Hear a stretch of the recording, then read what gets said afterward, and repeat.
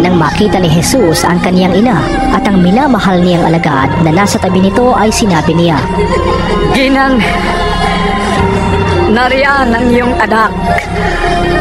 at sinabi niya sa alagad, Nariyan ang iyong ina. Mula noon, sa bahay na ng alagad na ito tumira ang ina ni Jesus.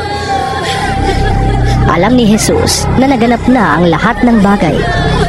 Kaya't upang matupad ang kasulatan ay sinabi niya, Nauuhaw ako. may isang mangkok doon na puno ng maasim na alak. Inilubog nila rito ang isang espongha. Ikinabit iyon sa isang tangkay ng isopo at idiniit sa kaniyang bibig. Nang masipsip na ni Jesus ang alak, sinabi niya, Naganap na.